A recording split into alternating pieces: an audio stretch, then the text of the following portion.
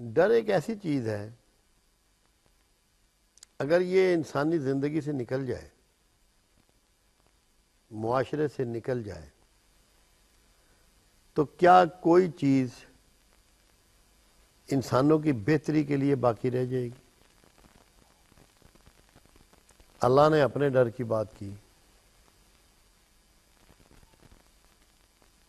حکمران قوانین بناتے ہیں جس سے آپ کو ڈرایا جاتا ہے کہ وہ قانون آپ توڑتے ہیں تو آپ کو سزا کا ڈر ہوتا ہے، جرمانے کا ڈر ہوتا ہے، قید کا ڈر ہوتا ہے، نوکری سے نکل جانے کا ڈر ہوتا ہے، جیل میں ڈال دیے جانے کا ڈر ہوتا ہے، معزول کیے جانے کا ڈر ہوتا ہے، معطل کیے جانے کا ڈر ہوتا ہے، ڈیموشن کا ڈر ہوتا ہے۔ ڈر کسی معاشرے میں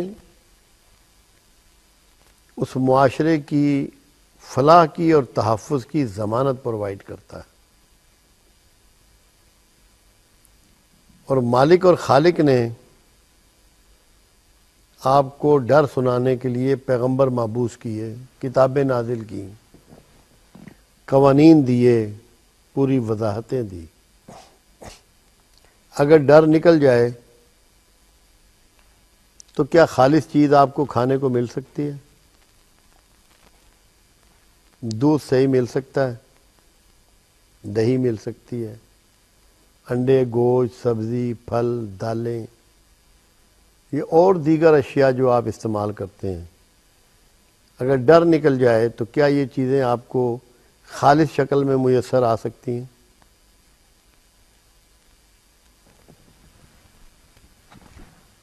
آپ کو تعلیم خالص مل سکتی ہے، علاج مل سکتا ہے؟ تو ڈر بہت بڑا مضمون ہے۔ بہت عرصہ پہلے میں ایک بزرگوں کے پاس گیا تو مجھے انہوں نے ہدایت کی کہ ڈرتے رہنا اور غافل نہ ہونا۔ اگر آپ ڈر نکال دیں تو کیا اللہ سے آپ کا تعلق جڑ سکتا ہے؟ کیا آپ نماز کے لیے کھڑے ہو سکتے ہیں، زکوٰۃ ادا کر سکتے ہیں، حج و عمرہ کر سکتے ہیں؟ یا آپ کا ہاتھ جو ہے وہ ظلم سے رک سکتا ہے؟ آپ کی زبان کسی پر اعتراض کرنے سے، بہتان باندھنے سے، فحش کلامی سے رک سکتی ہے؟ ڈر وہ ایلیمنٹ ہے جو آپ کو انسان بناتا ہے، مہذب انسان بناتا ہے، آپ کی زندگی کو محفوظ کرتا ہے، آپ کی عاقبت کو محفوظ کرتا ہے۔ اس لیے اللہ تعالیٰ نے انذار پر، ڈر سنانے پر بہت ایمفیسائز کیا۔ آلموسٹ 70% جو صورتیں ایسی ہیں جن میں انذار کا ذکر آیا، ڈرانے کا ذکر آیا۔ اور ڈر کی ایک خوبصورت بات یہ ہے کہ اگر آپ کے اندر اللہ کا ڈر پیدا ہو جائے تو پھر دوسرے تمام ڈر نکل بھی جاتے ہیں، پھر آپ کو کسی سے ڈرنے کی ضرورت نہیں رہتی۔ اور جو اللہ سے ڈرنے والے ہیں وہ لوگوں سے پھر نہیں ڈرتے۔ کیوں؟ کہ وہ سچ پر گامزن ہو جاتے ہیں، حق پر اپنی زندگی گزارتے ہیں۔ کیونکہ وہ کہتے ہیں نا کہ اگر ایک کا ڈر تجھے پیدا ہو جائے تو باقی سارے ڈر تیرے اندر سے نکل جائیں گے۔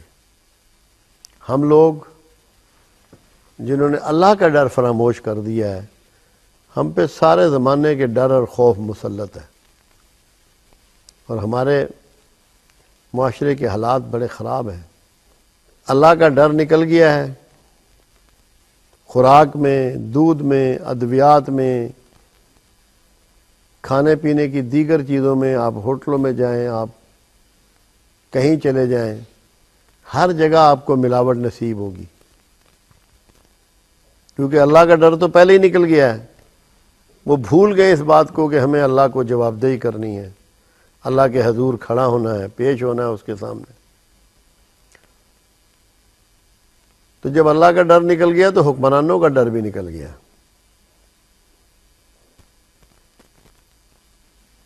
بالکل بے خوف ہو کر لوگ جو ہیں ایسے کام کر رہے ہیں۔ اسی لیے ہمارا معاشرہ جو ہے انتہائی گراوٹ کی طرف جا رہا ہے، بہت زیادہ تنزلی کا شکار ہے۔ تو ڈر ایک ایسی بنیادی ایلیمنٹ ہے، ایک ایسی بنیادی چیز ہے کہ یہ آپ کو بہترین انسان بناتی ہے، بہترین مسلمان بناتی ہے، صاحب تقوی بناتی ہے۔ قرآن حکیم میں متقی بنانے کے لیے اللہ نے کہا کہ تم پہ روزے قرض کیے گئے تاکہ تم صاحب تقوی بن جاؤ۔ تقوی کیا ہے؟ اپنی تنہائی میں بھی اللہ سے ڈرنا، خیالات بھی برے آئیں تو اس سے بھی پناہ مانگنا کہ مجھے برے خیالات نہ آئیں، مجھے اچھے خیال ہی آنے چاہیے۔ جتنا جس میں ڈر ہوگا، ہمیں اپنا بچپن یاد ہے کہ بلوریاں کھیل رہے ہوتے تھے، کنچے جسے بھی کہتے ہیں یا بلوریاں بھی کہتے ہیں، تو محلے کا کوئی بزرگ آ جانا، والدین نہیں، تو ہم لوگوں نے ایسے تتر بتر ہو جانا اور ایسے بھاگنا کہ کوئی نظر نہ آنا بچہ کہیں بھی، سب نے چھپ جانا۔ وہ ڈر تھا، وہ خوف تھا کہ بڑے آ گئے ہیں، ہمیں احتیاط کرنی ہے، ہمیں ان سے ڈرنا ہے۔ ماں باپ کا اتنا ڈر ہوتا تھا کہ اونچی آواز میں گھر میں کوئی نہیں بولتا تھا، ادب کرتے تھے۔ تو خوف آپ کو مؤدب بھی کرتا ہے، ادب بھی سکھاتا ہے۔ یہ اللہ آپ کو ڈر ہی بتا رہا ہے نا۔ اللہ کہتا ہے کہ میرے رسول کی آوازوں سے اپنی آوازوں کو بلند نہ کرو کہ تمہیں خبر بھی نہ ہوگی اور تمہارے پچھلے اعمال ضائع ہو جائیں گے۔ تو ڈرا رہا ہے اللہ آپ کو تاکہ آپ بہتر اور معاشرے میں اچھے انسان کے روپ میں سامنے آئیں۔